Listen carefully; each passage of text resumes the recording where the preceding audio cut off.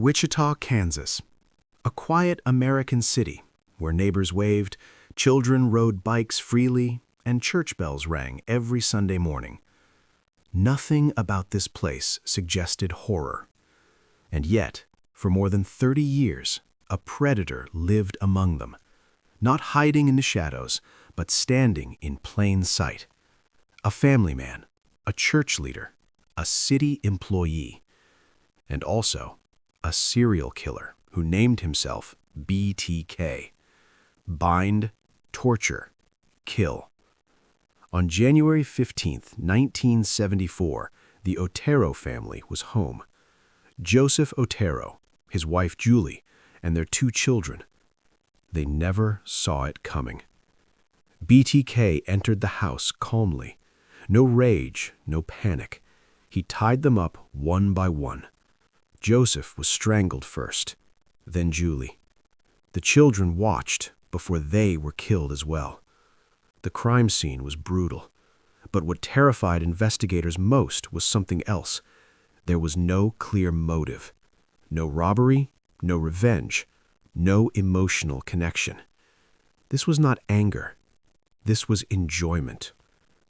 Most killers hide. BTK did the opposite. Months after the murders, letters arrived at local newspapers. They were detailed, cold, mocking. He described the killings with pride. He criticized the police. And then he signed his name, BTK. He wanted attention. He wanted fear.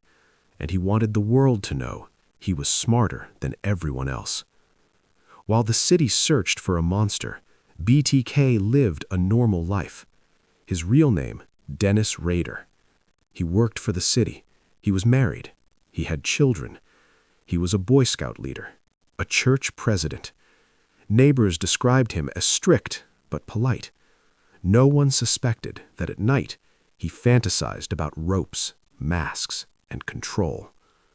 The scariest truth? You don't recognize evil when it wears a smile. After several murders, BTK vanished for years, then decades. Police believed he might be dead or imprisoned for another crime, but he was still there, watching the news, revisiting old crime scenes in his mind, reliving the killings. He never stopped being BTK. He just stopped killing. And that silence made him angry. In 2004, after 30 years, BTK returned. He sent new letters, but this time, technology had changed. In one letter, he asked police a question. Can you trace a floppy disk? Police answered publicly, no. They were lying. BTK believed them. He sent the disk, and in seconds, investigators found hidden metadata, a church name, a user profile, Dennis Rader. The monster had finally made a mistake. In 2005, Dennis Rader was arrested quietly. No chase, no resistance.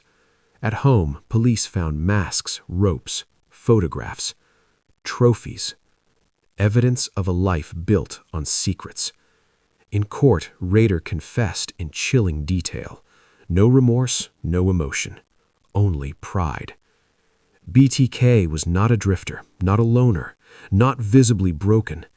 He was ordinary. And that is what makes this story unforgettable, because it forces one terrifying question. How many monsters are hiding in plain sight? Dennis Rader is now serving life in prison, but the fear he created never fully disappeared, because BTK wasn't just a killer.